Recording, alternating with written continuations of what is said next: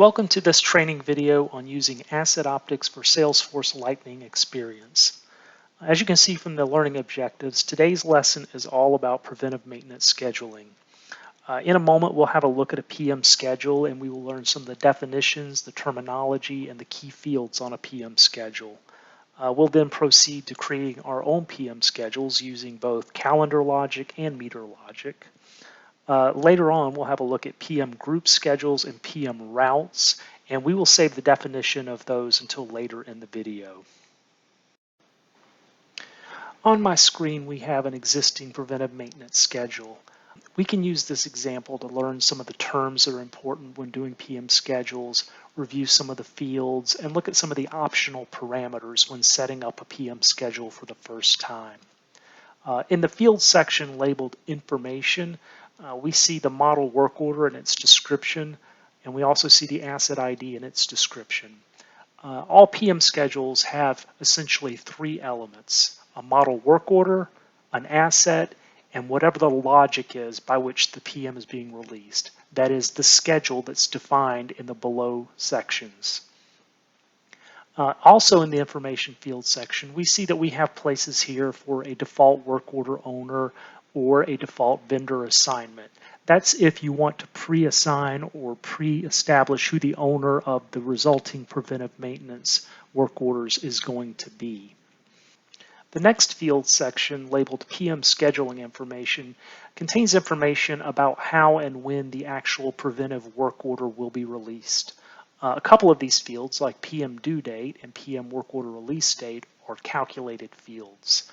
The release window is the number of days in advance of the due date that you want the work order to be released. So since it's supposed to be due on 8/29, we see that it is being released 7 days in advance on August 22nd. There's also a field here called Planned Job Duration. This refers to the calendar days required to complete the work order. This is used in conjunction with the two fields after it, early and late completion offset, to establish a window in which the work can be performed. The resulting preventive work orders will have fields on them called early start date, late start date, and early completion date and late completion date. So in this example, the early completion offset is 0 days and the late completion offset is 1 day. That means this work order can be completed a day late but still be considered compliant. What that looks like on the actual preventive work order are a series of dates such as early start date, and early completion date, late completion date. Since the job duration here is just 1 day, this has little impact here. But if this were, say, 3 days planned job duration, then the early start date would be August 6th. In other words, if it takes 3 days to do the job and it must be completed no later than August 9th, then it must be started no later than the 6th in this 3-day example. So by establishing these early and late start and completion dates, you can help both planner schedulers and maintenance technicians better manage their time and ensure that fewer work orders are becoming past due. So returning to our PM schedule, the next field section tells us what type of schedule we have. I believe we've already stated that this is a calendar-based schedule, but moreover, this is a fixed interval schedule. A fixed interval PM schedule is one in which the due date for the next work order is based on the current work order due date plus whatever the scheduling interval is. So if we looked at the existing work orders for this PM schedule, we'd notice that they were due on August 1st, 8th, 15th, and 22nd, all 7 days apart exactly. One consequence of using a fixed interval calendar schedule is the possibility of having multiple open work orders at the same time. In other words, this week's work order is not dependent on the completion of last week's work order. You're going to get work orders released according to the schedule no matter what. If, on the other hand, we checked this box that said floating interval, what that would mean is that the due date for the next work order would be based on the last work order completion date plus the scheduling interval. That is, the next work order does not get released until the last one was completed. So if the work order was due on the 1st of the month and you didn't actually perform it until the 5th of the month, the next PM work order would be due on the 5th of the month. That way, the calendar can kind of slide a little bit to the left or to the right. The due dates can change based on when the last work order was completed. When using a floating interval schedule, you can only have one open work order at a time because, again, unless that work order is completed, the next one will not be released. For preventive maintenance schedules with a very short calendar interval, such as a weekly inspection or service, we'd recommend that you stick with the fixed interval schedule. For larger duration PM schedules like quarterly or biannual or annual, you might consider going to a floating schedule to give you a little more flexibility in terms of due date. So with some of that basic terminology and basic overview complete, let's go ahead and create a PM schedule on our own so that this stuff makes a little more sense.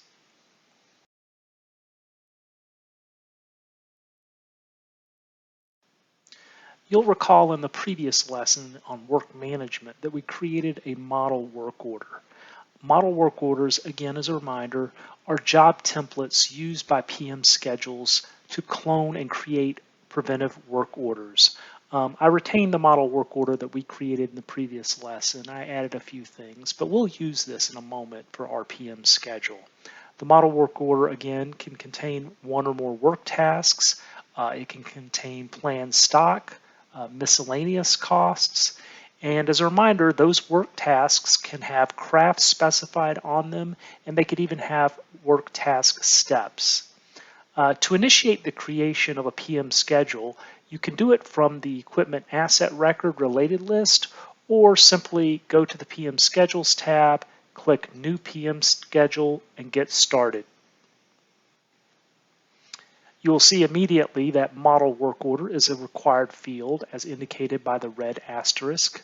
We are going to select the recently created model work order called quarterly service on rotary pumps. Then we're going to want to select the asset ID. We'll use this one. Next, we can optionally define who the default work order owner is or who the default vendor assignment is. I'm going to assign this to Tom Technician. Then we're going to talk about the release window again. This is going to be a quarterly, so we'll say we want this released every 21 days in advance. This is completely up to you. This job duration should take no more than a day. It's only a couple of hours long. And I'm going to say it can be completed up to 5 days in advance and up to 3 days late. The new work order record type should remain at preventive.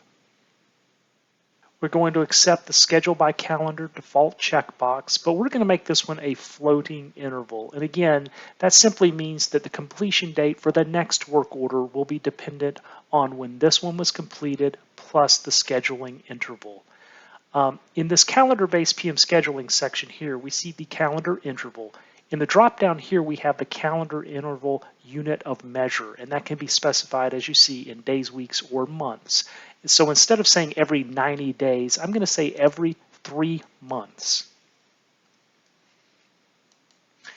You will also importantly see a field here that says calendar due date override.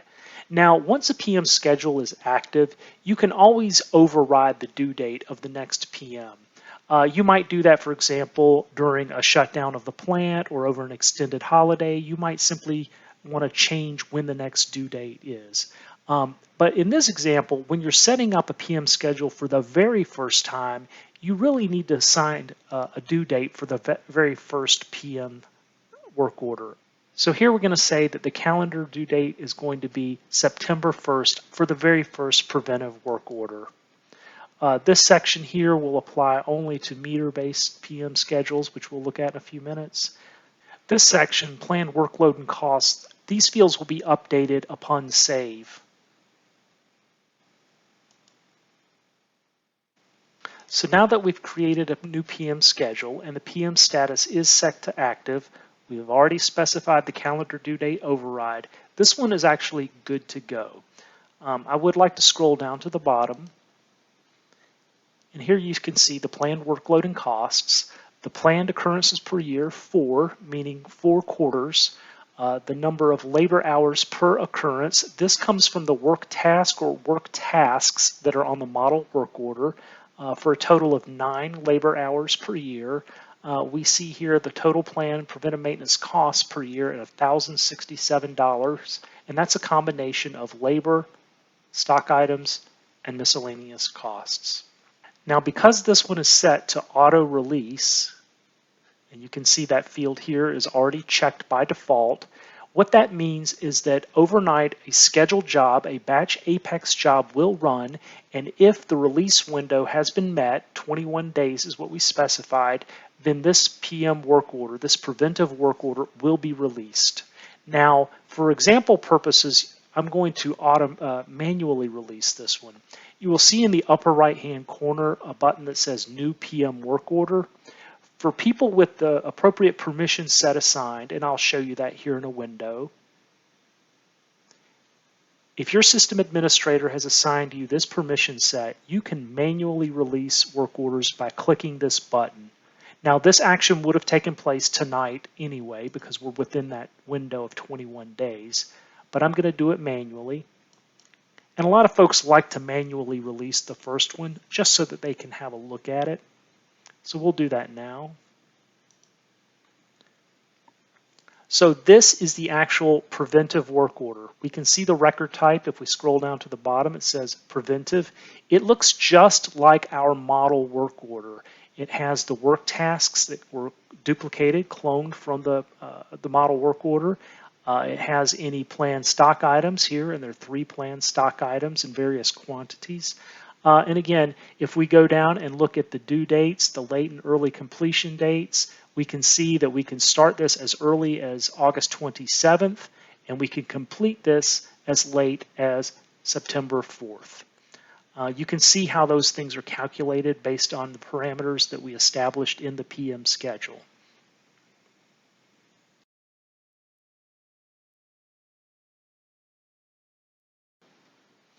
So now let's create a second PM schedule, but this time instead of a calendar-based PM schedule, we'll create one that is meter-based. As we saw earlier, we can use the tab PM Schedules to initiate the creation of a new PM schedule here. But for this example purpose, we'll look at the Equipment Assets tab, and we'll use like the related list to create a new PM schedule. I'm going to choose the same rotary pump that we used a few minutes ago. On this equipment/asset record, I can see here in the quick links pane that there is a meter associated with this piece of equipment.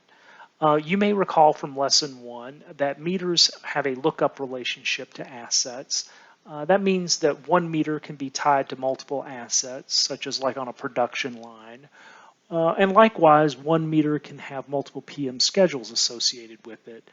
Think of the odometer in your car. You might change the oil according to one set of miles and change air filters according to a different set of miles.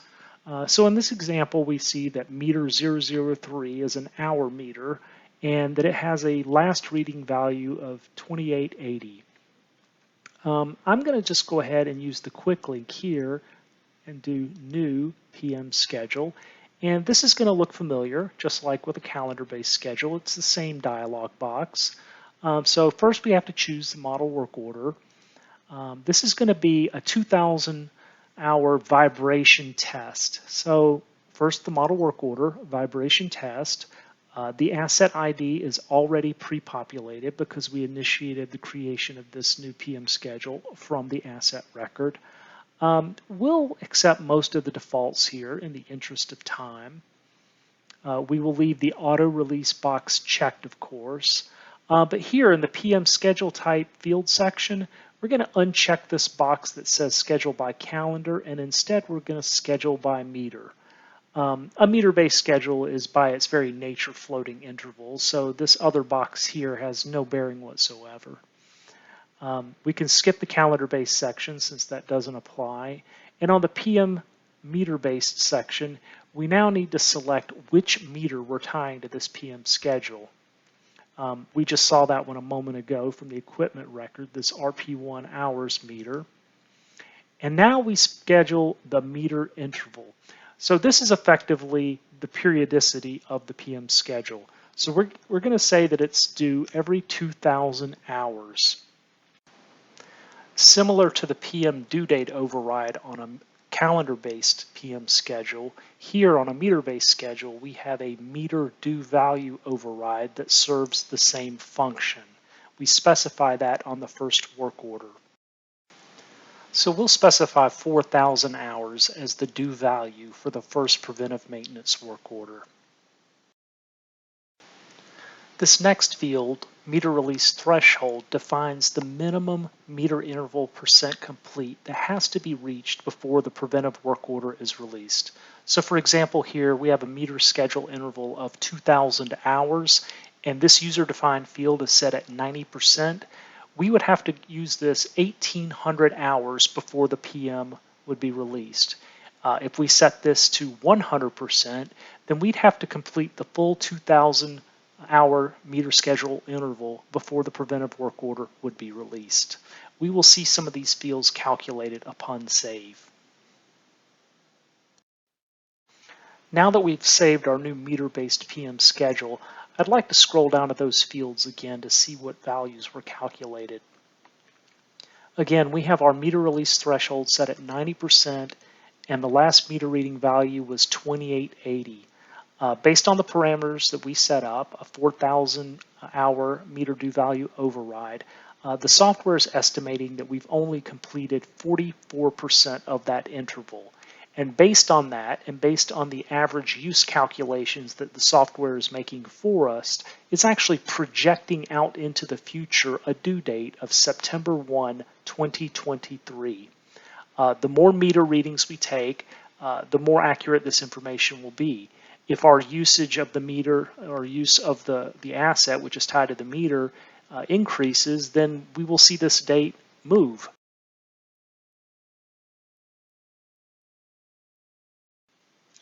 The third variant of a PM schedule that we're going to create is one which combines calendar and meter scheduling.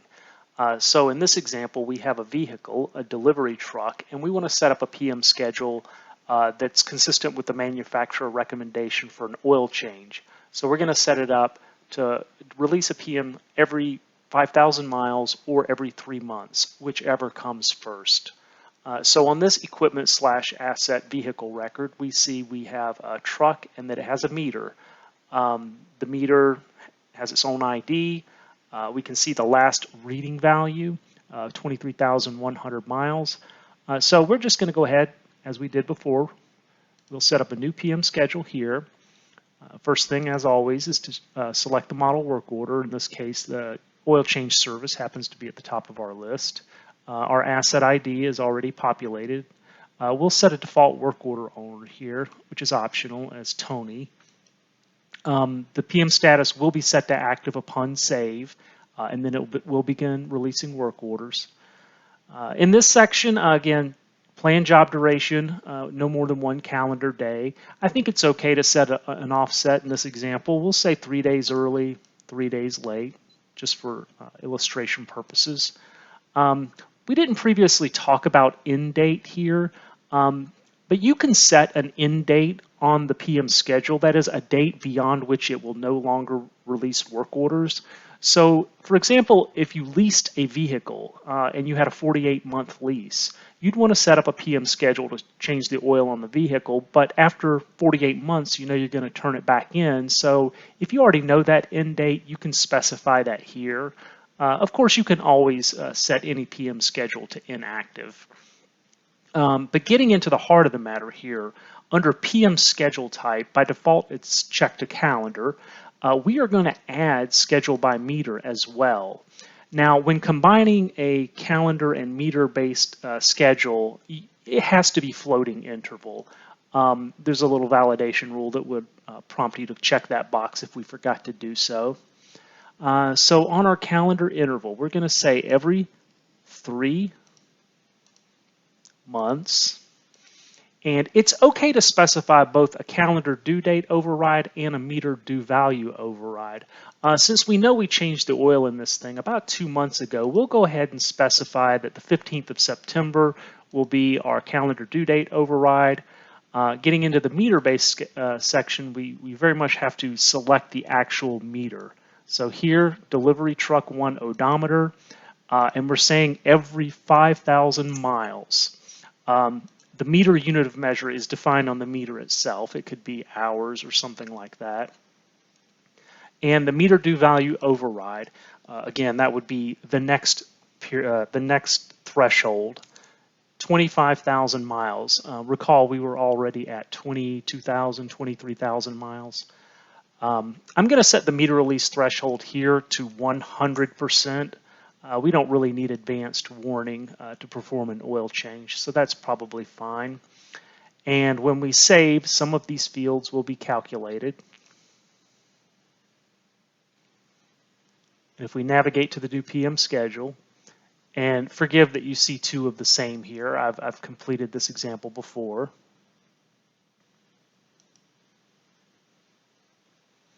So this is the newly created PM schedule.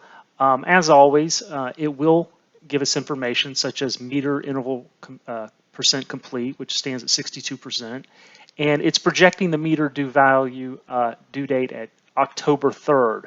So in this example, the calendar would actually trigger the next oil change because we will reach September 15th before we reach 10/3/2022. Again, assuming that the average use on the meter stays the same. That is, if we continue to drive the vehicle at the current rate. Planned workload and costs, again, we'll see down here similar fields as on other PM schedule, planned occurrences per year, and the costs of labor and parts. And those parts are defined as stock items on the work task associated with the model work order. So really as simple as that. We've now looked at three different variants of a PM schedule, calendar-based, meter-based, and then the combination of the two.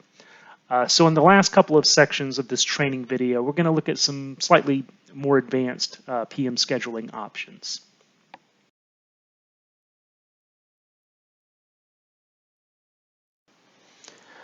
Another preventive maintenance scheduling option you have in AssetOptics is what we call a PM group schedule.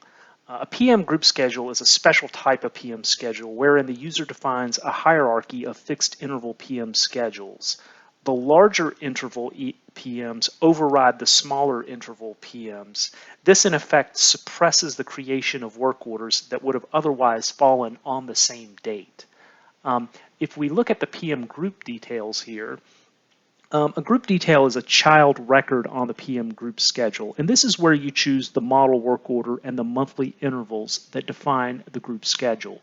Now, the logic of how the PM group schedule works requires that you enter the time here, the intervals, in monthly buckets.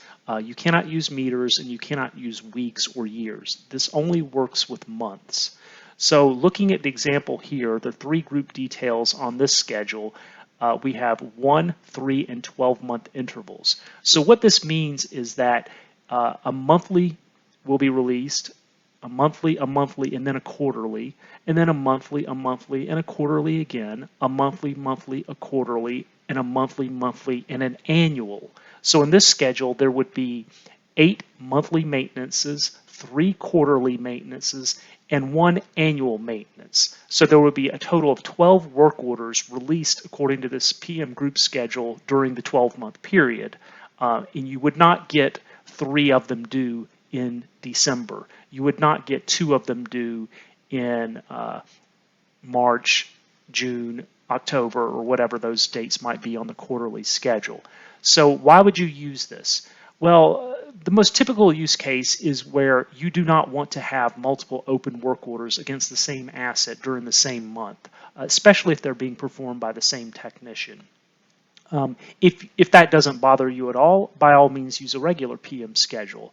The regular PM schedule gives you a little more flexibility in terms of floating intervals and meters and so on. Now you could still use a PM group schedule to schedule all of the maintenance here, as in you wanted to include the monthly maintenance in the quarterly, and you want to include the monthly and the quarterly in the annual. In that case, what you would do is simply add those work tasks to the model work order when you're creating it for the quarterly and the annual. Before we go on and create ours from scratch, there is one field here that is worth noting, and that is the starting month. The starting month represents where you currently are in the overall PM group schedule when you set up the PM group schedule and set it to active.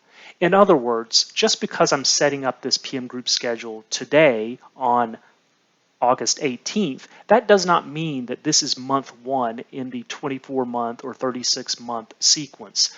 We've already been performing maintenance on the asset. So if we just did the quarterly last month, then I might be in month 4 of this cycle. And we'll see what that looks like when we do an example in a moment.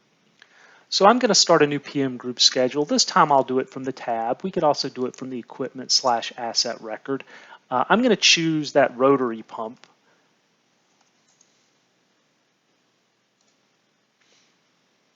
To keep the math simple, and it's August, I'm going to pretend like we started our preventive maintenance schedule, preventive maintenance group schedule on this asset in January of this year, several months ago. So I am in starting month 8 of a schedule that we're going to set up as monthly, quarterly, and annual.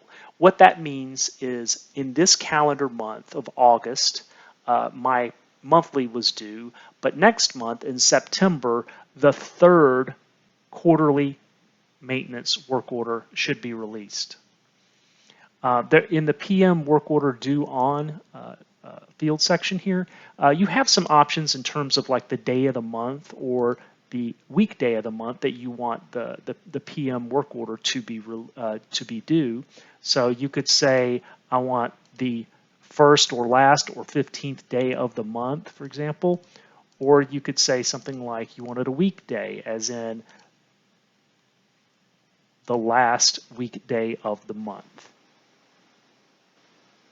So now that we've saved our initial record here, we can start adding group details. Again, the PM group details represent the child records on the PM group schedule, and they specify the model work order and the monthly interval. So we're going to enter a new group detail, and we're looking for that model work order that is the monthly. We're going to say every month, the monthly interval is set at 1. The planned job duration is 1. We will go ahead and use offsets again of 1 day each. We're going to click Save and New. Now we're going to select that quarterly service on rotary pumps. Let's use that one. And here we're going to say the monthly interval is 3. Now release window here represents months. On the normal PM schedule, it's in days. By default, every PM work order is going to be released 1 month in advance on a PM group schedule. Here we're going to give ourselves a 5-day window on either side of the due date. We're going to click Save and New. And now we're going to select the model work order that defines the annual maintenance on this asset. The monthly interval here is 12 months, and we want these released 2 months in advance to give us plenty of time to gather the parts and plan the job. We're going to give ourselves a 14-day window, plus or minus 7 days, and click Save. Now when we review the PM group details, we can see we have our intervals established. Now we could have done 24 or 36 months or something like that. So long as the larger intervals are divisible by the smaller intervals, the logic works just fine. You'll also notice an action button up here that says Recalculate Due Dates. Once we set our status here to active on this PM group schedule, we can use that button to kind of preview what the due dates are going to be. So I'm going to invoke that action, click Next, and it tells me the PM group schedule next due dates have been created. Now when we review the PM group details, we can see the next due dates and the next release dates. Now recall that we set this up as starting month 8th. So our quarterly service is actually going to be due next month in September. and it's scheduled to release a month in advance. So to summarize again, the PM group schedule suppresses the creation of work orders for the smaller intervals. So again, when the annual maintenance preventive work order is released, that will be the only work order released in that month 12. Likewise, when the quarterlies are released, there will be no PM work orders associated with the monthly maintenance.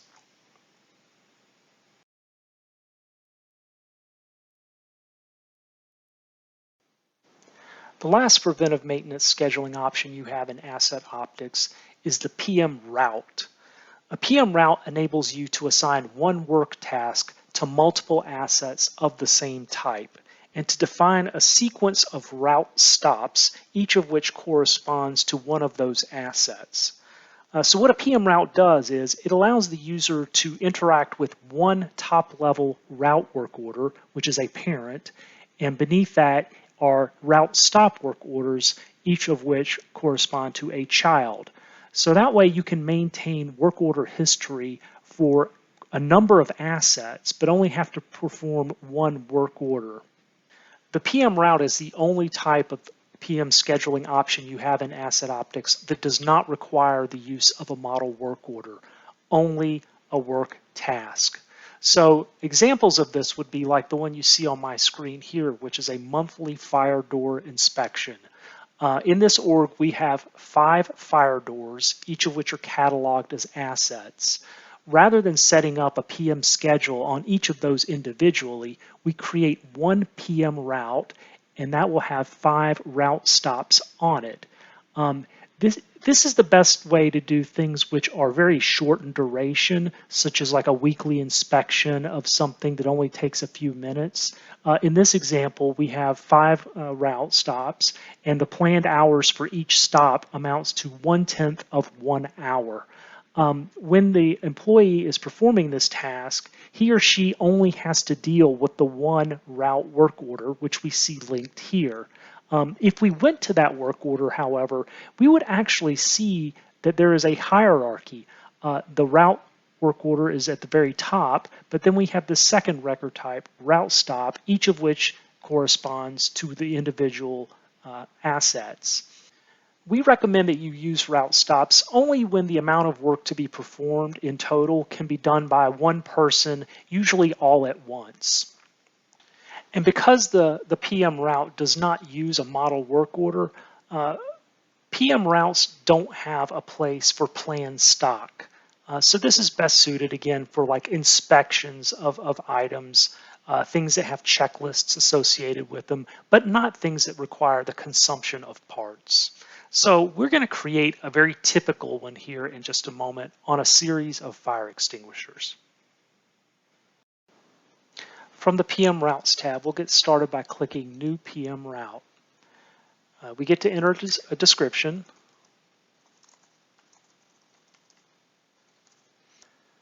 We can optionally choose a craft. Again, we can assign a vendor or a default work order owner if we want. The release window here is specified in days, as you can see from the help. I'm going to say 7 days before the work order due date we'll release these. We do need to establish what the PM due date override is, that is when the first one will be due. We'll say September 1st. And then we specify our calendar interval. It's going to be every 1 month. And we will leave this as a floating interval, but we have the option to make it fixed interval by unchecking that. We also have the options for offsets if we're okay with early and late completions, but we'll accept the defaults here for the sake of time and simplicity. And then we'll click Save.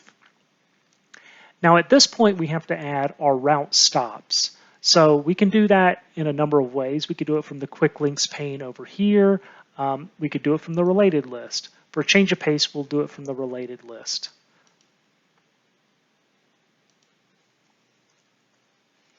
All of our fire extinguishers have asset IDs that begin with FEX. So I'm just going to start by searching there, FEX1.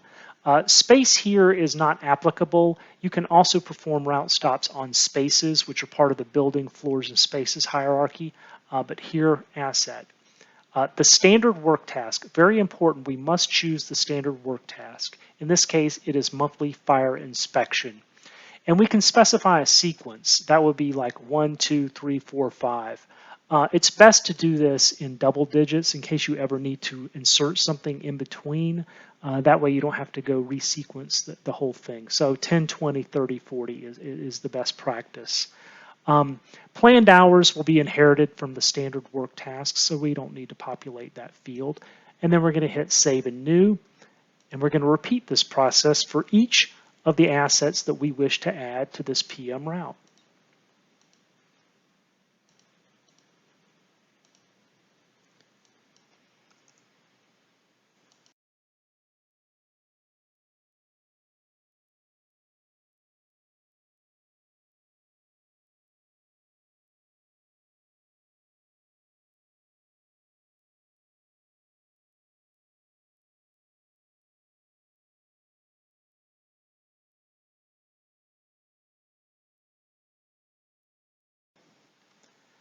Now I sped up the video there just to save us a couple of moments time, but as you can see, we now have on the related list here the 5 route stop IDs, the corresponding assets, and the standard work tasks associated with each of those route stops. If you have the ability to do so via the permission set assignment, you can also go ahead and issue that first work order here.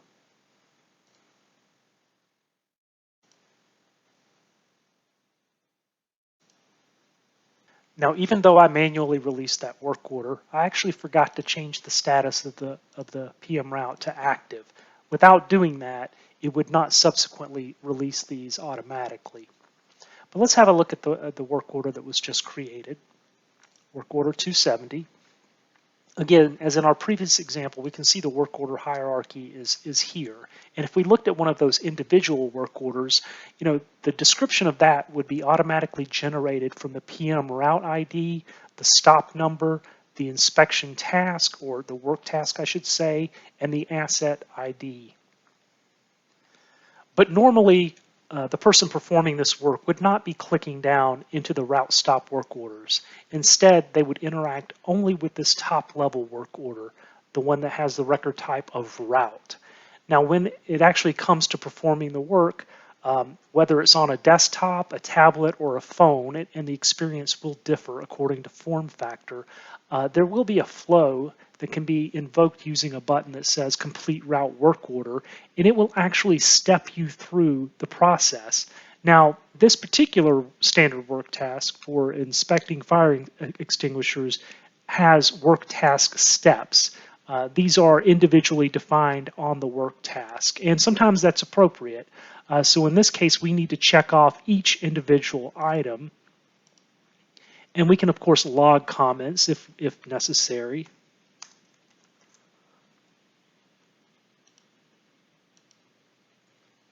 And if something was wrong, we could also create a follow-up work request right from inside of the flow, and that would actually create a child work order to this work order, which itself is a child.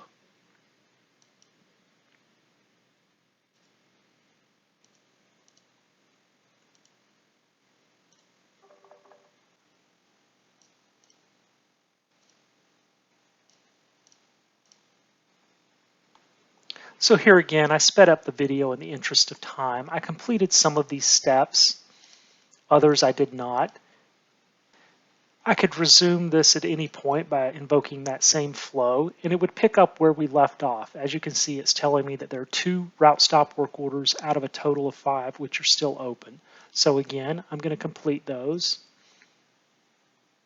I'm going to mark all steps complete.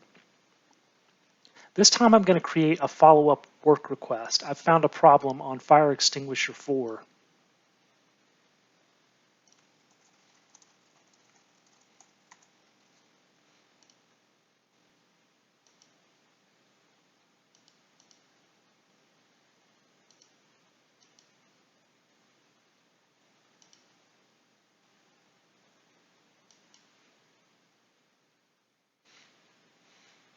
So as you see now, the route work order has gone to a status of completed.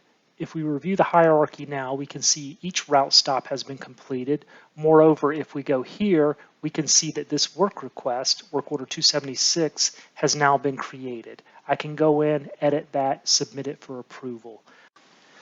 So to summarize, a PM route allows you to put multiple assets of the same type on one work order, a PM route work order, and to perform a single task on all of them in repetition and in a sequence defined by the end user.